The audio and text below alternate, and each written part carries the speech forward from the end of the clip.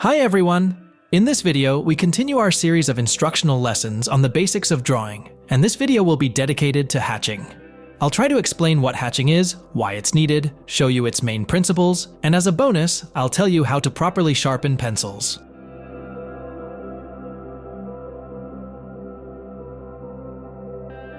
So, I want to start this lesson with pencil sharpening process because the way you sharpen your pencils can seriously affect the quality of your hatching.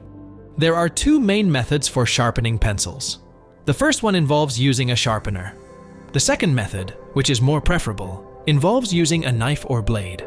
For demonstration, I have two pencils sharpened by both methods, and I think the difference should be noticeable to you.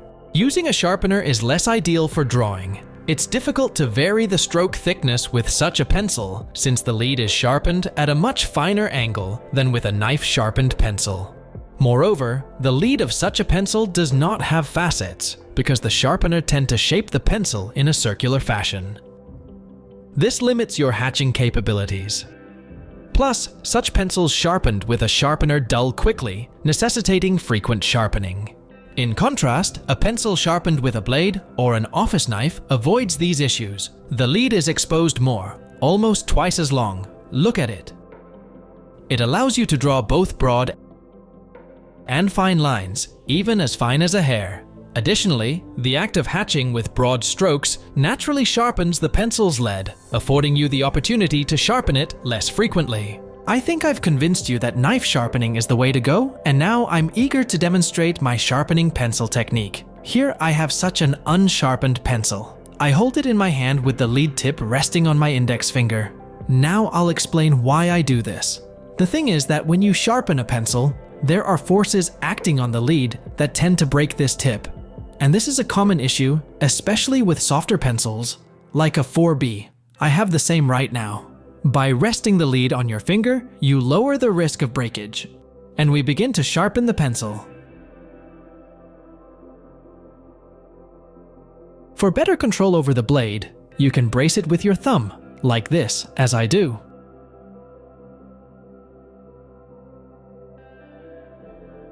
This added stability gives you the autonomy to determine precisely how much of the pencil lead you wish to expose. And in the end, you can fine-tune the pencil like this to make the lead sharper. Well, this is the result we got. Of course, not quite perfect, but it's effective, and when you compare both results, the difference would become noticeable to you.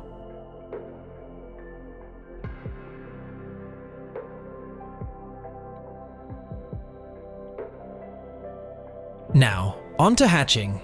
It's a technique heavily emphasized in art education.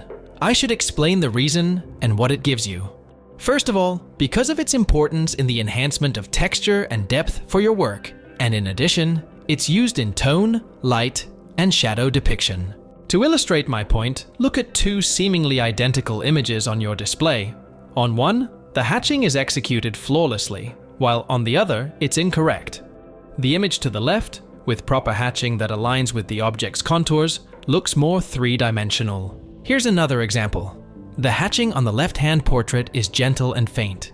Technically, it's rendered with a technique akin to varnishing, where soft blending is predominant.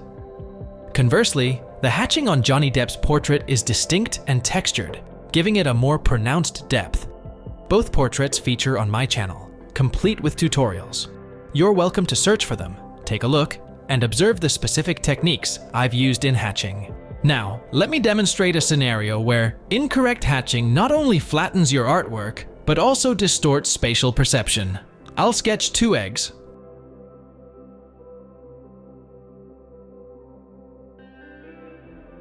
For one, I'll apply background hatching in the correct pattern, while for the other, I'll intentionally do it incorrectly. Let's observe the outcome. On this side, I'm hatching in the correct direction, while on the other side, incorrectly. What is the result? The egg appears perched atop a fence, with the background receding into the distance. This underscores the importance of accurate hatching. To master the technique of precise hatching, you must adhere to certain guidelines T, which I'm about to share.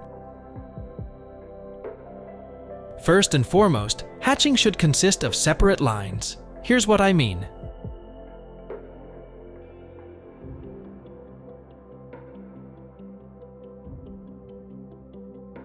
During drawing, we lift our hand frequently.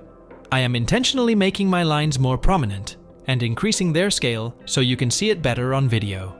The most common mistake among beginners is to hatch in a continuous, serpentine motion without lifting the hand. This approach should be avoided. Let me explain why.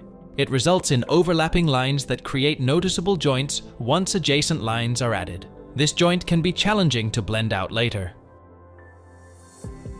Here, I've purposely created a joint to demonstrate it. Let me show you the correct method and what the result will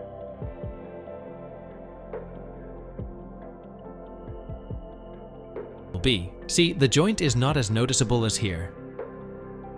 There's another common mistake to avoid, the so-called comma strokes. That is, when one presses too hard at the beginning of the stroke, it results in a hook-like shape, right? I'll draw more to show you, or like this. You should not do this either. Try to make the line at the start and the end paler than in the middle.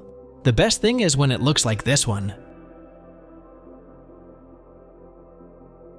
Rule number 2. Hatching with respect to form.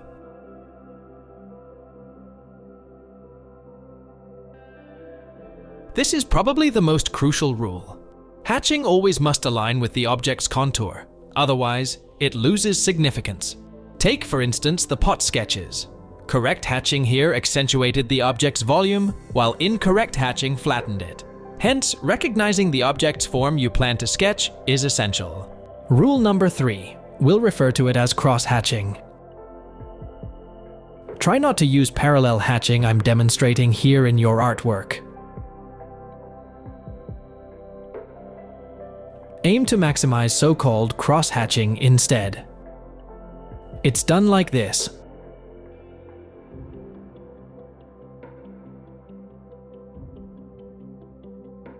Apply one layer of hatching, and then, at a slight angle, add another layer on top.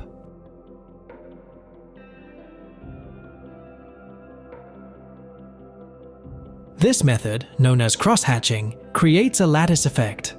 This technique yields a more aesthetically pleasing outcome than parallel hatching in your artwork. The fourth principle concerns hatching expansive sections of your drawing.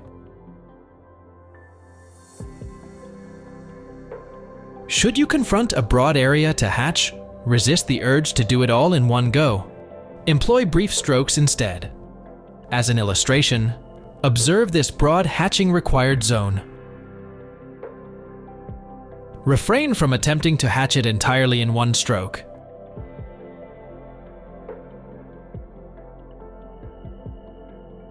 Layered hatching is the proper technique. I'm demonstrating how to do it. Start with one layer,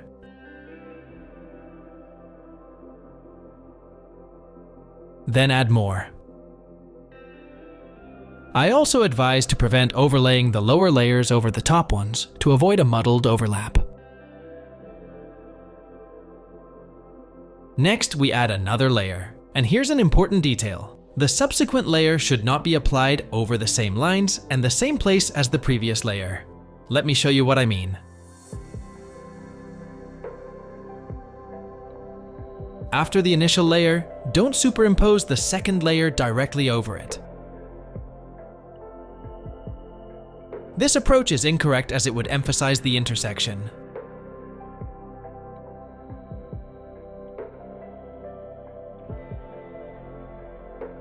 If you overlap, this joint will be darker, while a gap, as I showed, leaves a white band, a white line. The correct method smooths the hatching.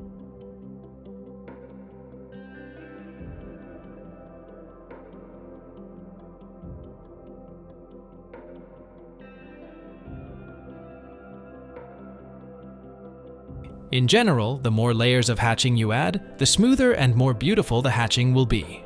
I'll show you now how we should proceed.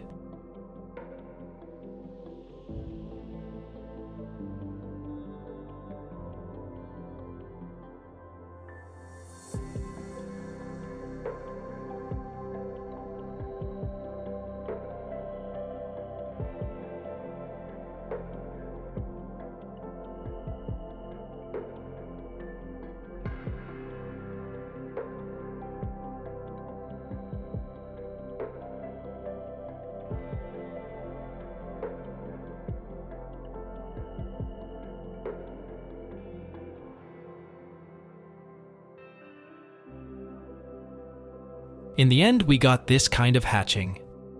In general, by mastering correct drawing and hatching, you'll manage to create three-dimensional forms in your artworks. And this is merely the beginning. The guidelines I've mentioned and demonstrated are hatching fundamentals. There are many more nuances and intricacies, but they are too many for one lesson. So, if you have some questions, leave them in the comments, and I'll do my best to answer them. Perhaps if there are many questions, I'll produce an extra video. In the next video, we will explore hatching-related techniques like blending and shading.